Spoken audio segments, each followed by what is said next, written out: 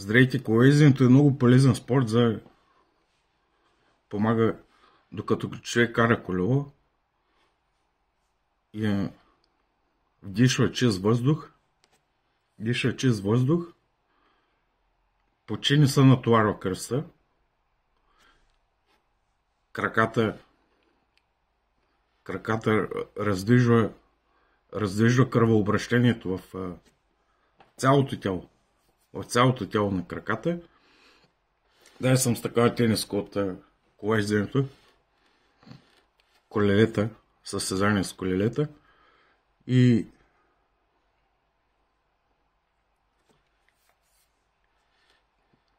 правил съм по много километри. Въпросът е, че трябва да се внимава много с колелото, когато се кара с колелото. С колелото трябва да се внимава, защото ако човек кара в града, има прекалено много,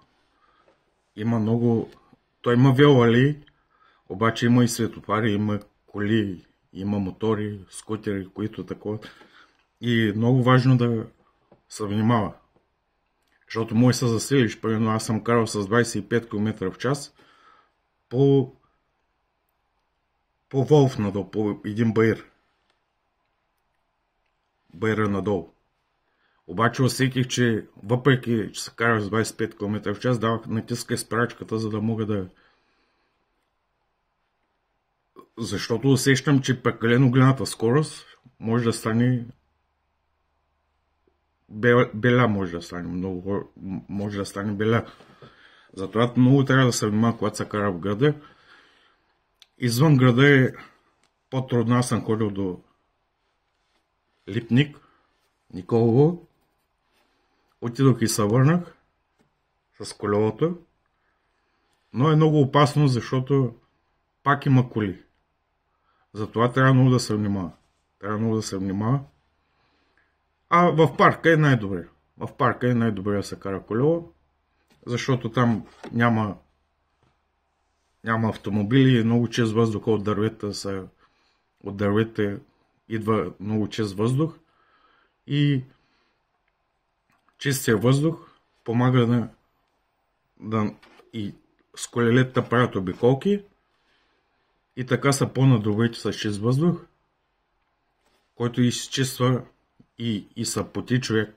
Също така трябва да се облича, не трябва да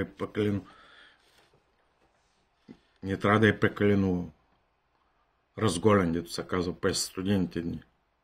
А когато е топло, може по тениска, нали, вече по такова. Трико е много хубаво.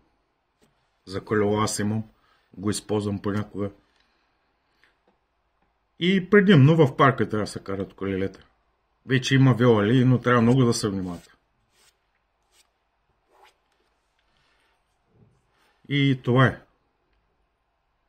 С колелета вижте долу в информацията, в описанието ще напиша